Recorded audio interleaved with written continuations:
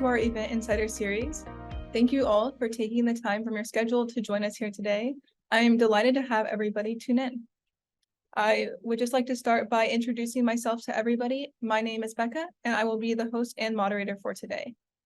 In this Event Insider panel discussion, we've invited two panelists to discuss 2024 event trends and AI event planning. Before we get into our panel, I just want to go over the results of our pre-session poll that we ran focused on AI. And I do want to thank everybody who answered our poll. It's great to see all of your responses.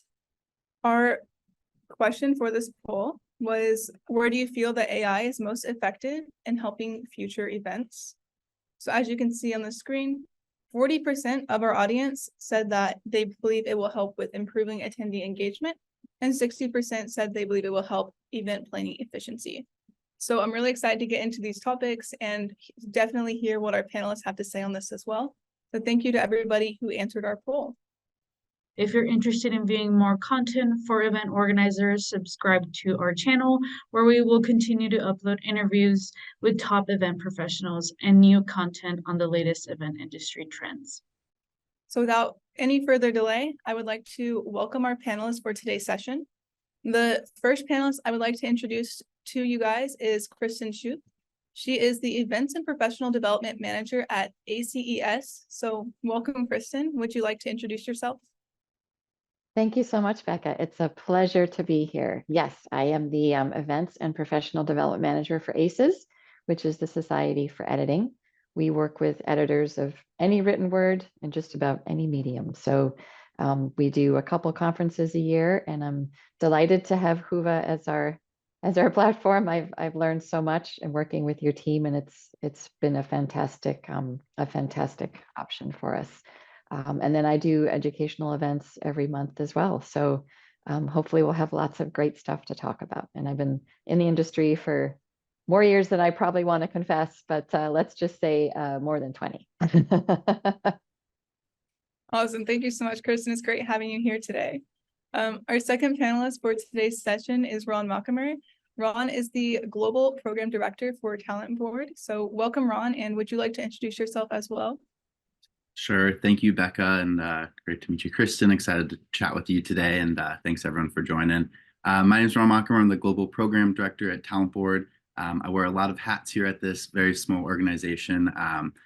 We're a nonprofit research company. We work with HR and recruiting companies and help them improve their candidate experience. But on top of that, we do a lot of workshops around the country and virtually, as well as some virtual conferences and a big in-person conference every year. So been doing that for the last 8 years with Talent Board, and there's definitely been some changes that have happened in the event world over that time. So I'm excited to chat with you all today and share my experiences. Thank you so much, Ron. Great to have you here as well. And just welcome to both of you. Thank you so much for joining as panelists. We're super excited to have you here. And I know I'm definitely looking forward to hearing from both of you on your thoughts on today's topic. So let's go ahead and get into it. We'll start with our first topic, which is going to be the 2024 event trends, more general focus.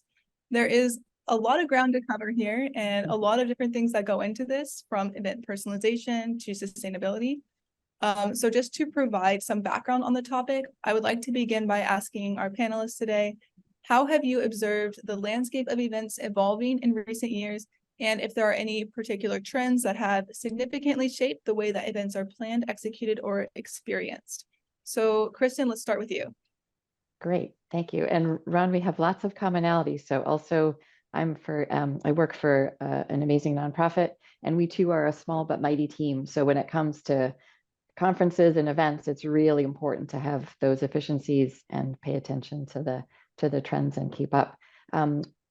In our cadence of training, I would say what I've noticed in 2024, and that's a virtual conference with over 1,000 attendees and an in-person with over 500, and then again, monthly training events.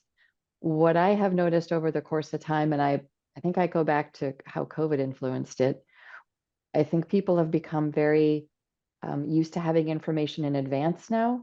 Whereas if we were used to just going to the event, and once we arrived at the event, we would then have the expectation to get the information.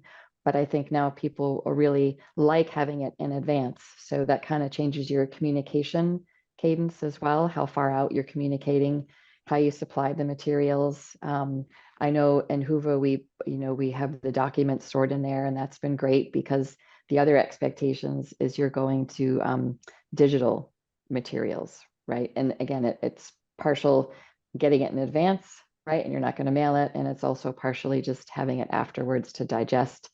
And I would say the last big trend that I noticed in 2024 was really being able to cater to different accessibility levels, and using technology and communication and all the bells and whistles that come with the different platforms to be able to communicate openly, clearly, and timely with participants. And I think that's become something that they are really excited about and kind of expect at this point. Yeah, definitely. Those are all really great points. I think there's a lot changing and a lot of it is going in a really good direction. So thank you, Kristin. Ron, what has your experience been like? So agree with a lot with what Kristin had said as well. I think COVID was kind of our big, obviously, event that seemed to change how a lot of people attended events as well as consume them, like you were saying. So I think a big thing for us that we've noticed is definitely the ability to consume the things after the event. So it's not that I have to necessarily show up live at the specific time, which can help, get to a broader audience with different time zones and things like that. But can also make it challenging to have engaging events when, it feels like it's gone kind of the webinar route where people sign up for webinars just to get the recording after the event. So it's been interesting for us to try to figure out, I think it was easier in the earlier days of, switching from in-person to virtual in terms of the engagement. I think the virtual happy hours were a little more fun back then, but, constantly trying to figure out what to do each event as well. Has been interesting. I think going forward, I think the hybrid is here to stay for a while. We're noticing a lot of companies shrunk their travel budgets during COVID to kind of put money elsewhere, and it's been interesting that not a lot of that we're finding has fully returned yet. So a lot of companies not having as much maybe travel budget is what we found a lot this year. So, I mean, it'll be interesting to see what happens next year with that. But that definitely caused a lot of our events this year to be a lot more hybrid, if not fully virtual, just with and obviously just with constant health things going on as well. Just a little still hesitancy to attend in person fully, but just having the ability to be hybrid is an amazing feature for sure, and one we're glad to have now. Mm-hmm. Yeah, absolutely. Thank you so much, Ron. So moving on to our second question. I know that personalization is another thing that has become increasingly important in a lot of sectors, and also in the event industry, and will likely continue to become more important throughout the next year.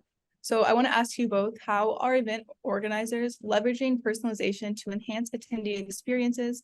And how do you personally view the integration of personalization or personalized experiences and events, as well as what role technology plays in achieving this?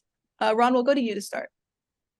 Sure. So kind of with being a small team, we would love to be able to do all the bells and whistles that, you attend some of these bigger conferences and you get to see some of the cool things. But I think personalization is huge for, interaction and engagement, getting people to actually open emails and announcements. And literally just the simple adding of a name in the beginning of a subject line, or just being a little more personal like that can go a long way in terms of how things are received. I mean, and then in terms of we've tried to do a lot of levels at our events, so like VIP tickets, or having different levels have different access to content in our Whova event, whether they're in person or virtual or things like that. And so, I mean, the ability to kind of just check a couple boxes and have the technology do its thing, as opposed to, having to personally manage what each person is supposed to be experiencing. I mean, definitely is how technology is playing a big role in that. But yeah, just as, we all like the personal touch. So I think as much personalization as you can add is always a great help for events, for sure, across all sectors, like you said. Yeah, absolutely. Thank you, Ron. Kristin, what are your thoughts on this one? Yes, agree wholeheartedly. If I can see my name in an email, I'm thinking I'm pretty special, and I'm kind of more excited to read it. So that's a great way. And And in terms of other things that we do, we try to incorporate on the Whova platform. There's just a open sort of community. You can form your own community groups, and we found that our conference attendees were really excited to connect with each other, and they can form all kinds of discussion groups as specific or as broad as the topic they would like to have. And we've gotten, feedback like, hey, I met some great people, and now we have a mastermind group. And that just makes my heart sing as an event planner, because that's why we're doing it, right? To connect people so they connect with each other and share their perspectives. The other feature that I really liked that was really quite personal was having the speakers be able to have sort of their own discussion groups, and they can do polls, they can ask questions. And again, sort of tagging on to my I love information in advance trend, I think that really helped build up a lot of excitement and also clarity prior to the event happening, because everyone was able to engage with each other, learn more, and then kind of set up their own agenda.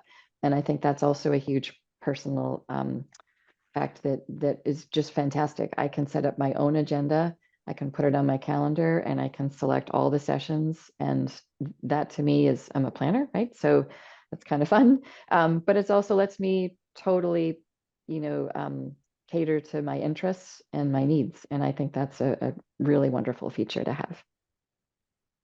Yeah, definitely. Thank you so much, Kristin. I know Can that. I add one yeah, last go thing ahead. on that? I was just going to say, I thought the discussion group thing was such an interesting and perfect point.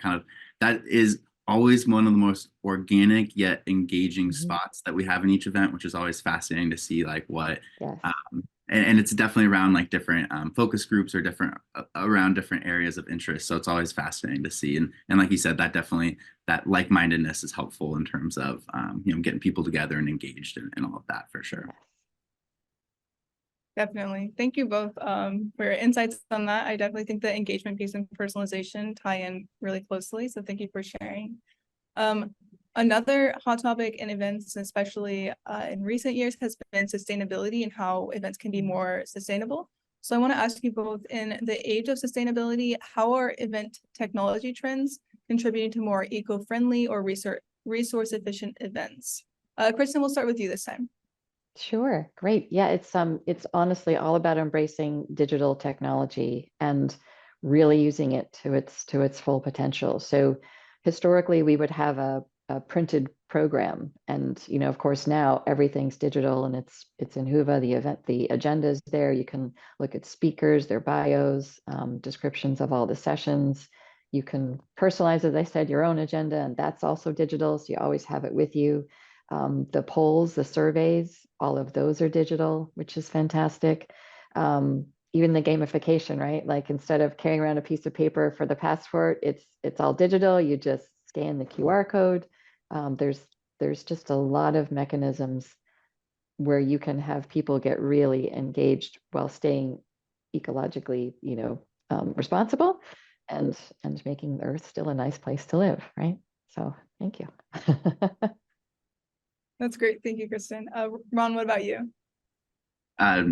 Would probably second all of that. I think the move to digital has definitely been a big thing and a welcome thing if someone has to clean up conferences as well. There's always the leftover tons of paper and all of the stuff so it's been neat to kind of see the transition for sure, and it saves on cost, I'm sure, for people attending the events as well, to not have to print out so many things. But using QR codes everywhere, it was kind of like a funny thing before COVID, and now they're absolutely everywhere. So one QR code can replace 1,000 copies of something, and like you said as well, just with all the stuff you can do in the Whova app, it's a very helpful way to do that way. And then I guess just overall in tech trends in general, we've moved a lot of our workshop type events are now all virtual, or instead that used to be kind of more of a road trip around the country, which I miss and enjoyed as a traveler. But in terms of sustainability, I think that can only help in terms of, we're already in our offices anyway, so attending being able to do more virtual events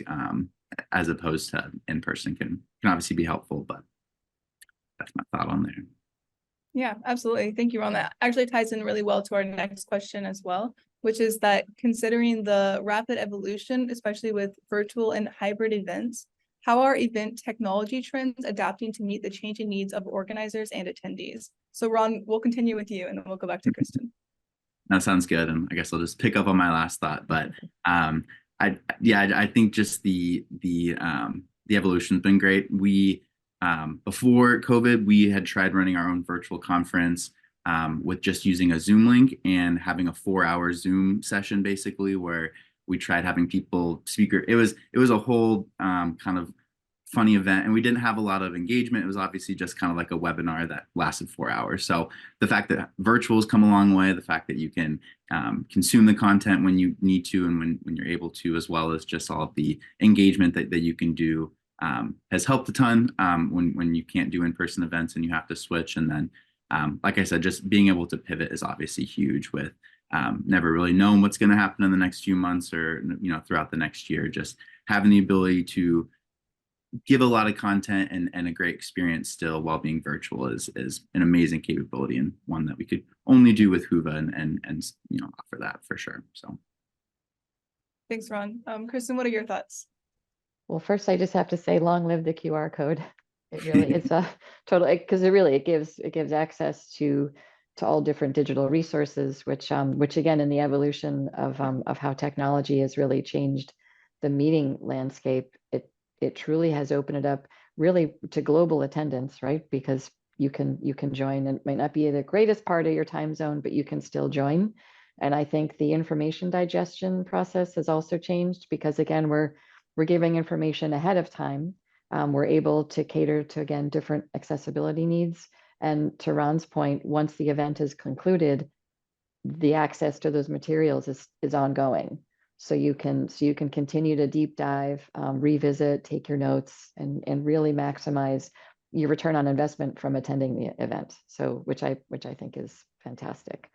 I'm a huge fan of how technology has made people feel like, even though it's virtual, they're still building community because of all the social aspects. And again, just fantastic ability within the Whova platform for people to engage. And I think Ron and I feel the same about those community groups. It's just wonderful to see them so fiercely populated, and all times of day and all different topics. And if people can build community and also get really valuable content from the educational portion of the event, then that's just a super win-win.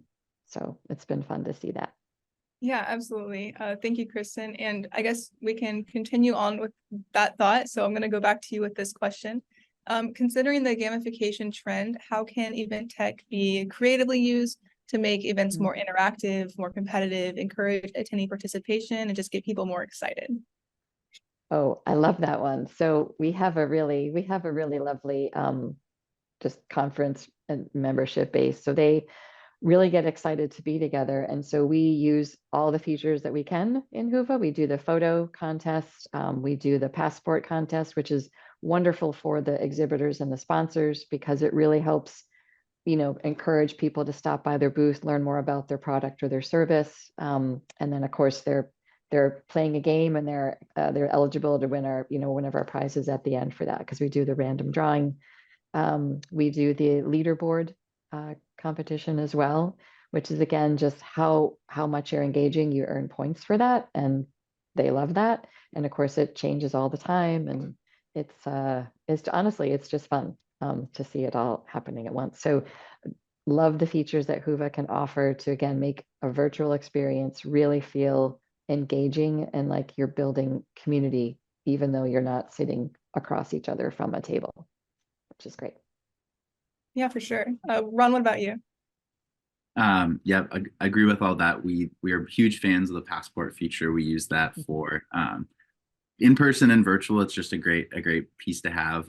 We used it as like a scavenger hunt when we did it in person, which was a lot of fun, and just added for just another level of fun that you can do on top of the games, making a game on top of a game. But the engagement with the exhibitors is awesome. And then the leaderboard. It's funny, we've never actually given a prize away for the leaderboard stats, but I swear people like that more than like that. People are just so competitive on their own that anytime they see you get points for something and you see your name on a list, I think even just having the leaderboard in general has been a great engagement piece for us, that people love the ability to do that and to share. I don't even know if it's considered gamification, but just all the sharing you can do throughout Whova to social, where like you won the passport contest, and that person can share on social like, hey, look what I did, I won this, and that helps get your event out there. It helps them be excited about the event. So kind of a cool way to use the games that can even be used to help market your event, as well as just get people excited. Like I love winning stuff. I love winning raffles. So whatever you can do to help people sign in and do stuff. And then as well, just we're always trying to keep the exhibitors and sponsors happy. So I think just having that tied to getting their passport stamp for visiting those exhibitors is just a great way to kind of pair those two worlds up, and people are still having fun while learning about your awesome supporters. So Can I absolutely. piggyback on one more? I have to raise the QR flag again. I just really love those QR codes, because one thing I'm thinking about in terms of trends was for the in-person conferences, having the QR code on the badge, and enabling the sponsor or exhibitor to scan them and do the passport contest. It just, I can't explain it, but it was just really like everyone thought it was cool. Like, oh yeah, scan me. Like, it was kind of fun, but also it just made it really efficient. So even if you're like, oh, I only have a couple minutes, I'm running in between events, or I promised I'd meet so-and-so, they could still find time, because all it was just a scan versus, oh, I got to give you my card. Let me write it down. Let me fill out the form, really fast and easy. And I believe it gave a good uptick to the level of engagement. And I think it added that cool, like, ooh, this is fun technology. Like, look at me. Absolutely. Thank you so much, Kristin.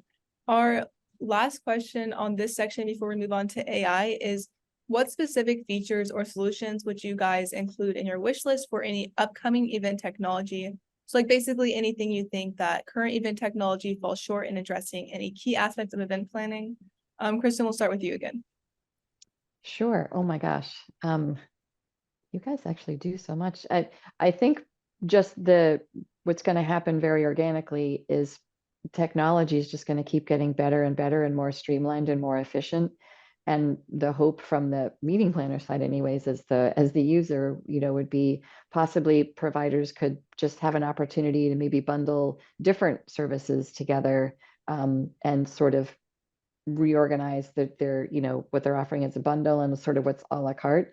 Because I'm sure Ron could attest to the fact that, while meetings, you might do a couple meetings a year that have the same maybe recipe, they're always different, and you always can need something for one meeting that you may not need for the next. And it's really nice to have the flexibility. Other than that, I think it's the same old song and dance since the internet was created, and that's just, the quality of the connection, which is far beyond anything that is in the meeting planner world. It really depends on your, on the conference attendees as well. But I sure would like to see everyone have a great streaming experience. If we could impact that, boy, wouldn't we be rock stars? Yeah, absolutely, for sure. Ron, do you have anything to add to that? Once again, just agree as well. I thought the fall short thing was harsh. I was like, I don't think there's anything Whova's doing that falls short for sure. You did call it a wish list though, so I guess I got to thinking a little bit, but we could, and I don't know whose ideas they're going to be. Maybe this is asking AI, wink wink to the next couple questions, but we could always use more game ideas. I think each kind of game introduction has been a lot of fun, between the different photo sharing and who knows what the next fun, engaging thing that's going to come out that is going to help just get attendees in. And then because I think that's always our hardest piece. I think that the discussions go amazing, the event goes amazing. It just, we always hear, it always seems like people want more out of the networking that comes out at the end. Like that always seems to be kind of interesting feedback when sometimes it feels like there is already a lot of networking that's going on. But I think that's just always a thing in the virtual world, just how to make it feel a little bit more impersonal, I guess. But definitely not falling short, and we're definitely loving the dance that it gives us for sure. So Great, thank you so much, Ron. Thank you both for answering that question. We are going to now move on to our AI in event planning section of the session. So just to kick off this section, our first question on this is going to be, can you share any examples of how AI has been integrated into events without needing any like extensive technical expertise from organizers. Kristin, we'll go to you first. Sure, thank you. This was kind of a fun section of the panel for me. I'm probably going to represent the generation that knows AI is there, but is a little bit nervous about it. I am a huge Chat GPT fan, and I will be the first to admit I'm not a whiz bang at tech, but Chat GPT has been very friendly for me, and I have used it in my meeting planning for things. Just honestly, sometimes just coming up with new keywords, or maybe I'm looking for a theme or a tagline for a particular event. It's been really helpful with generating just language for marketing. And again, I'm the final author of all that, but it really is nice to have sort of a partner just, think differently about something, and then you see what it comes up with. And sometimes it can just set something off and you're like, oh, I never thought of it that way. And it helps me be creative, but still lets me be the author, which I very much like. Yeah, absolutely. I think that's definitely a great use for ChatGPT as well. Ron, what's your experience been like? Sure. So it's been I've been learning how to use it for sure, and how to incorporate it. And it's definitely been a neat it's kind of sidekick as how I'd put it to kind of what we're already doing. And I think a lot of it that I've been using it for, especially ChatGPT, has just been around content creation, and just the idea of it's so easy to get writer's block, and to get the same ideas over and over, and especially when you're doing similar events and things like that. It's kind of fun just to have a fresh assistant that you can kick ideas to and questions to. You can keep asking it questions, so if it gives you an answer that you're like, nope, that's not the direction we're trying to go, you don't have to feel like you're the annoying person when you keep asking them, like, nope, I need it to be this. But it's just kind of a fun way to bounce ideas, and definitely it's not a take that final product and this is what I need, but I think it's helped us, like I said, just get ideas, keywords, simple as that. Subject lines, taglines for events, those few paragraphs that you have in the event, that what it's about. Just different easy ways like that we've definitely started to use it just as a helper for sure. Yeah, absolutely. Thank you for sharing about that, Ron. To follow up on this, are there any like AI powered tools? I know you mentioned using ChatGPT during your event planning process. Can you guys elaborate a little bit more on what you use it for? I know you said content creation. Have you used this in any program design, event promotion, anything like that? So we'll continue with you, Ron. Sure. So we're definitely using it a lot more, and it's been interesting where I feel like a lot of tools, including Whova, I believe, there's a lot more AI integration happening already in platforms. So we use Canva to build a lot of our images, and Canva now has a text to image AI generator piece where you can put some words in, and it'll help you generate an image. And it's always hard finding images that stick great on emails and things like that. So that's kind of a fun, we haven't even fully started to utilize that, but that was kind of a fun tool that it can be used for. But I think what we've used it for to date is really just helping with words. So helping with, and give me not some fluff, but sometimes you just need some paragraphs about what you're trying to talk about. And it's a helpful way to kind of, these are some of our session titles, this is the theme, like help us kind of give a rock star, not to use that word, but what's just a great fun new way to kind of engage people. And so I think we can get stuck up doing the same thing year over year. And so this has been a fun shake up to definitely sound like someone new, or just something new and interesting to our viewers and listeners. Yeah, definitely. Thank you, Ron. Kristin, what's your take on this one?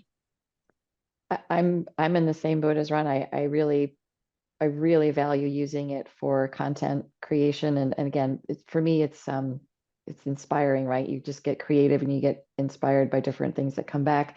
I'm also a very visual learner. So maybe if you're a visual learner out there and you want to dip your toe in the Chat GPT world, one way that I found it to be helpful was designing a curriculum or a course. I would type in what I wanted, and then somehow seeing it all laid out. When ChatGPT takes what I want and lays it all out, I can look at it and go, oh, that's actually not what I meant. And it kind of gives you the chance to be your own critic. But since you didn't write it, the brain functions differently when you're processing the words. And that small nuance of reading what I essentially wrote, but I didn't actually write it, has been really helpful because I truly can see what it is I'm saying, and then I can edit it from there. And it's been great. If I were just to do it from scratch, I'd be like, no, that sounds perfect. I know exactly what I mean. I don't understand why you're confused. So it's kind of nice to catch yourself a little bit. I think that's another kind of cool use for it. Yeah, definitely. I think those are really great points. So thank you, Kristin. To continue on, in your opinion, what user-friendly AI tools will be most beneficial for event organizers who are just starting out and trying to explore some new options? So Kristin, let's start with you.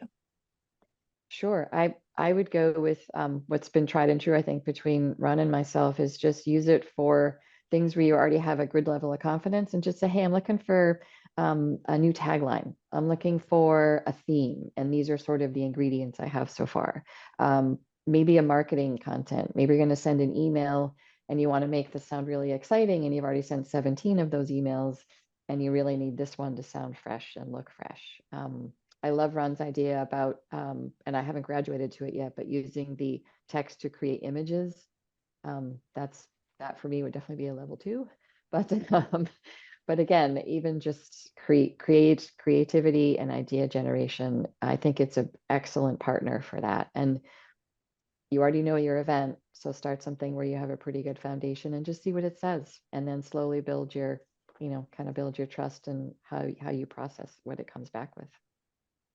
Absolutely. Thank you, Kristin. Ron, what's your opinion on this one? Just piggybacking on a lot of that, but it's I think it's just a helpful, you don't have to be tech savvy to ask a question kind of thing. So it's just like asking Google or Jeeves or whoever you were doing it before. It's just this one is a little smarter and can give you some answers back, which is kind of helpful. And like you don't have to use it as well. So sometimes we'll ask it some questions like, what are some themes? And none of them are very helpful. And you're like, all right, well that let me figure out a different direction to go. But not to keep harping on the we're a small team, but I think it just allows our small team to be able to have the feeling of bouncing ideas off and just having a different voice in the room. Because like you had said, I think we got so used to just writing stuff and like, yep, looks good. This is what we always sound like. And you can even take your messages and put them in there and say, hey, help me make this a little more exciting or a little bit more business sounding. Like sometimes I add way too many exclamation points and I sound like I'm way too excited about it. So and sometimes ChatGPT does that too, and you can ask it to tone down the excitement. So I think it's just a way to have a very helpful person helping you along. Yeah, definitely. Thank you, Ron. Those are great recommendations from both of you, and definitely like tools and ways that could benefit other event organizers. Continuing on, where do you feel AI could make the biggest impact?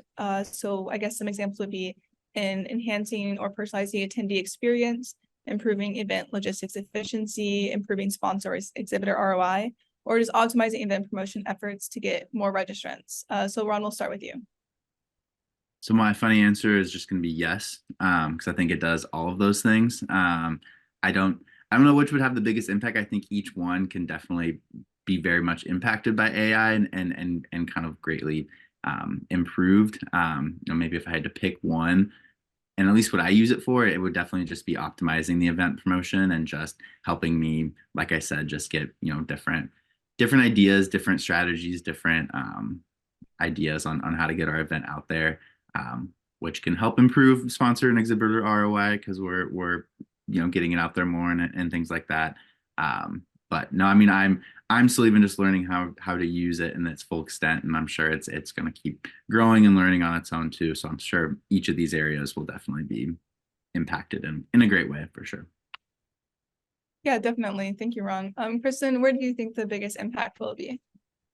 I'm going to go back to the small team thing and say I really think it's great for efficiencies because the voices, to Ron's point, are knowledgeable in the room, and but we're all sort of maybe have a bias because we've done it before several times, or we have a certain way we think it should be. But when you open it up and let it go, I think you come up with all kinds of ideas, and I think you also become more efficient because it's input and output. It's not a very long process.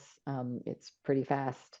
And especially for writing content and coming up with some of those things, you can really get writer's block and spend a lot of time.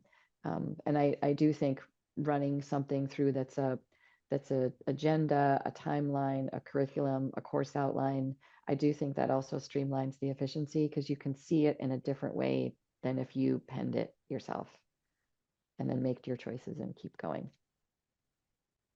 Definitely. Thank you, Kristin.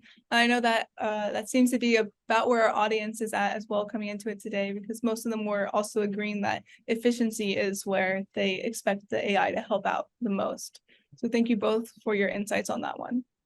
I know that another concern that has been expressed by quite a few people is about AI is that it can lack humanization. So with that being said, I do want to ask you both, how can you balance the use of AI while also maintaining a human touch in the overall event experience for attendees? Kristin, you can start us off. Sure. I tend to write like I talk, which means there's lots of exclamation points and exciting words. So ChatGPT and AI, I think what those things do for me is they bring it down to sort of a neutral voice, if that's the right way to explain it. And then what that allows us to do is to put ACE's voice in there for sure, because ChatGPT can be pretty neutral with what we're putting in, and allows us to kind of layer in ACE's voice, because that's clearly the voice we want. And I might get to add an exclamation point or two, but not 18.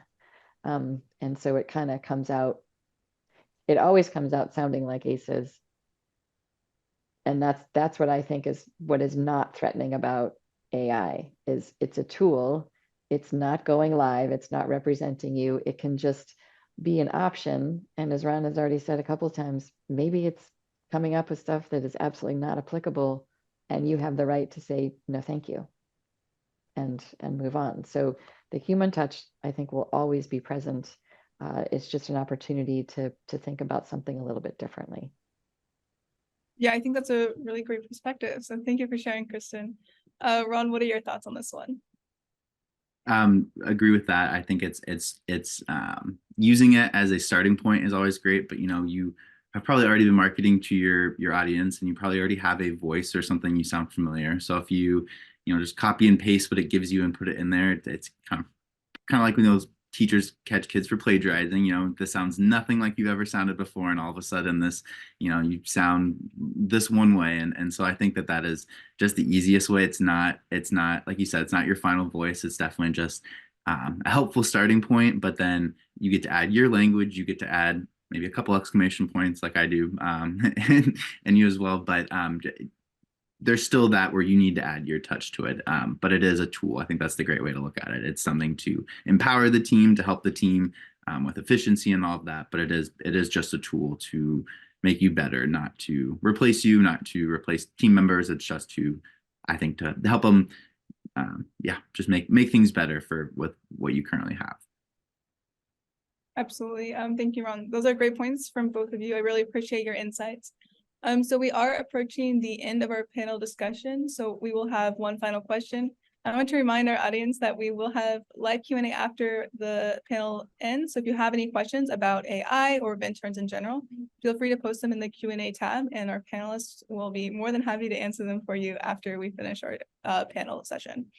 So our last question to wrap up the AI section is, for organizers who are less familiar with AI tools, what is your recommendation for them to get started? Kristin, let's start with you.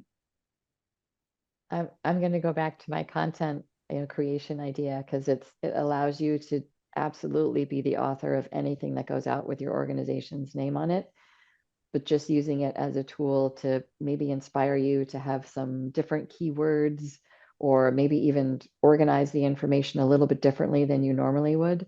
And still send your message, in the voice that you want, and sharing the actual message that you want. So I think it's a great way to start, is just content creation, because it's not scary, because you don't have to like it and you don't have to use it.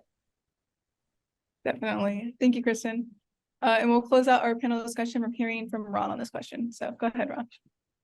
No, I agree with that as well. I think you can't knock it till you try it. And I think it's a very easy thing to try. It's just asking questions. And so maybe it's not trying to plan your entire event theme through ChatGPT the first time you've ever used it, but maybe it is just kind of, if you are planning events for next year and you have an idea of the theme, or even if you have a theme, it can just be a helpful, play around with that. Say, what are some exciting trends or some exciting things to say about this theme, and kind of just see where it'll start with you. And like you said, you don't have to use any of it. It's just a helpful starting piece, but just taking it a few questions at a time can be a helpful starting point. Just seeing what it's like out there,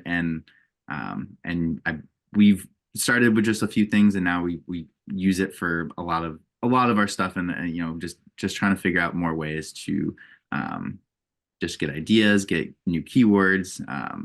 It's been a fun learning experience for us as well. So I'm no way a master of AI or anything crazy like that, but I use it quite often during the week, and I think that's just all you can do. Just try it, use it, and more you use it, the more comfortable you'll be. But I think it's a fun tool to try out, and once again, you don't have to use it. So if it's scary, just put it on someone else's plate, maybe. But turn off. I just thought of another kind of neat way to use it in the beginning. And again, you don't have to like it or use it, but think about menu creation, right? Just trying to cater to gluten-free and different dietary restrictions. Sometimes that's a really helpful tool, just to say, hey, AI, what can I serve? And you can tell it the local ingredients, the time of year, the region you're going to be located in. It's just, again, great idea generation. And if all it does is allow you to bring an idea to your catering manager or the chef, wherever you're hosting your event, you've got a great start to a great conversation. Absolutely. Thank you both so much for sharing your input on that. Those are both they're all really great ideas from both of you on how AI can be used to help event planners make their events more efficient, or just help to create ideas for their events in the future. So I do want to thank both of you so much for being on our panel today, Kristin and Ron. We greatly appreciate you sharing your thoughts with our audience members. So this is going to conclude our panel discussion for today. And we do have time left for a live Q&A for the end of today's session. Right now, I'm not seeing any questions posted, but if our audience has any questions, feel free to drop them in there. We'll get them answered.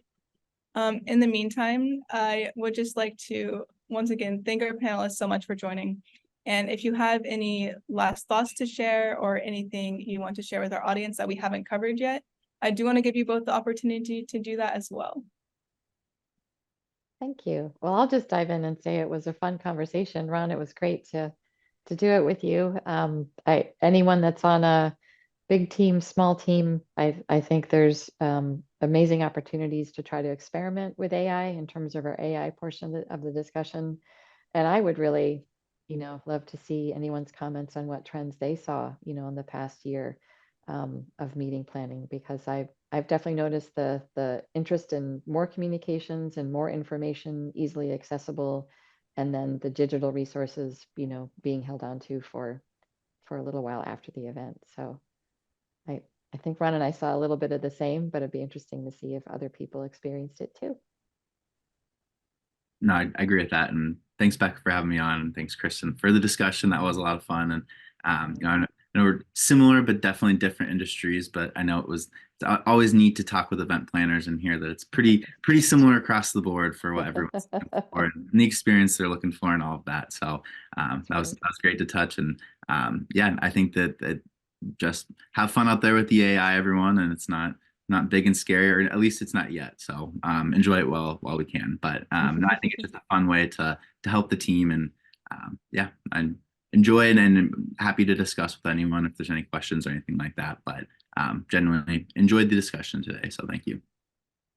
Absolutely. And we do have a question from Jill Peters. She's asking, what other AI tools, so other than ChatGPT, do you find useful or have you had experience with? A lot of it seems to be around content creation as well, with what a lot of things are integrating in. So it's kind of been interesting. And like I said, Canva is one that we use to create a lot of images, and they have some AI features rolling out. Whova has it with their email.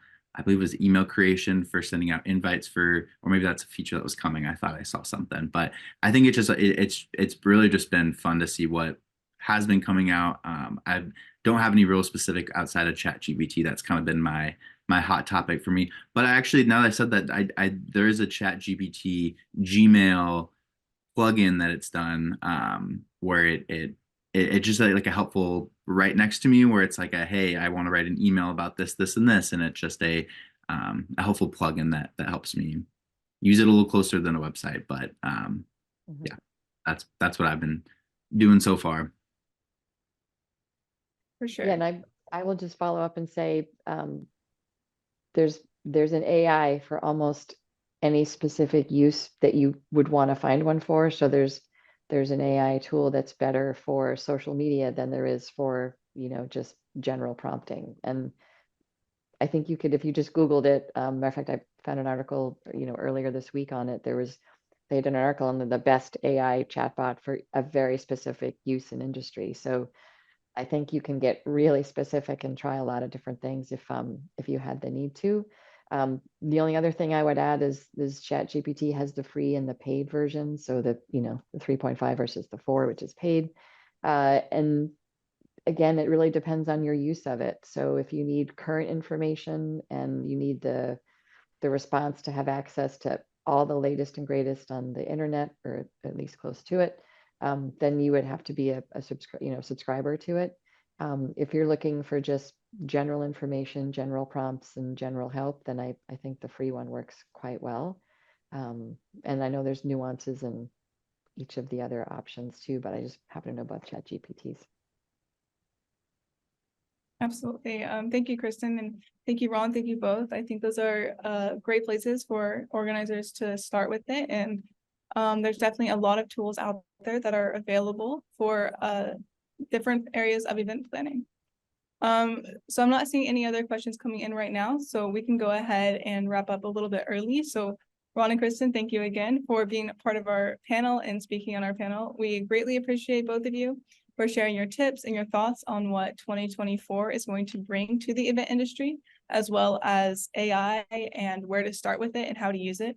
I know I learned a lot from both of you, and I'm sure the audience did as well.